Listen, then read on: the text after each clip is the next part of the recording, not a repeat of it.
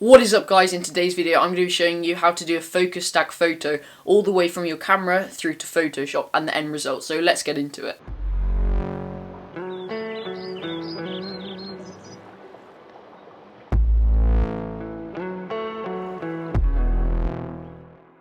So if you've ever been trying to take a macro photo or just a photo which is really close up, or maybe even a landscape photo, then this is the way you do it. You're going to want to make sure that your camera is set up on a tripod, and then what you're going to want to do is get your exposure right and then start taking your first photo. Now you need to make sure the composition doesn't change during this and everything stays in the exact same place. Then you take another photo but with a different focus, and you repeat this until there's a photo for every single part of the image you want in focus. Now you load it into your computer, and I'll show you that now. Okay, so now we're into Lightroom. I'm just going to show you what all the photos we have are. So as you can see, the first one is focused solely on the front lens, and as I scroll through them, the focus moves towards the back.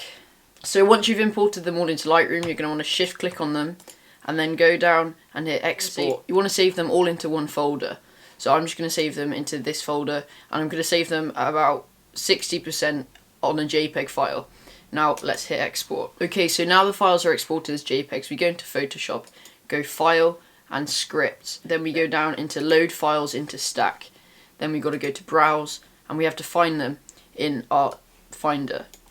So if I hit Open and OK, that will import all of these into Photoshop in one single stack. So now they're all in, and as you can see, they're all, if we hide the layers, they're all just stacked on top of each other. And what we want to do is shift click them all again, head up to Edit, go down to Auto Blend Layers, and then hit Stack Images, and make sure you hit Seamless Tones and Colours, then hit OK, and wait for Photoshop to do its work. And then what it will do is it will put a layer mask on all of the images so it can see the bit from behind. Now you could do this all yourself, but it would take a long time, and I think it's just a lot easier to do it automatically and use Photoshop and let that do it, just because the amount of time it would take would be so long. Okay, so this is the final image, and as you can see, Photoshop's done a pretty good effort at it. It's a lot better than it was before, and it's basically just widened the focal range of our lens. So guys, thank you for watching this video. I hope you enjoyed it, and I hope it helped you. And if you want to see more from me, don't forget to like and comment. And yeah, if you want to make sure you get all the updates, just subscribe, and I'll see you in the next one. Goodbye.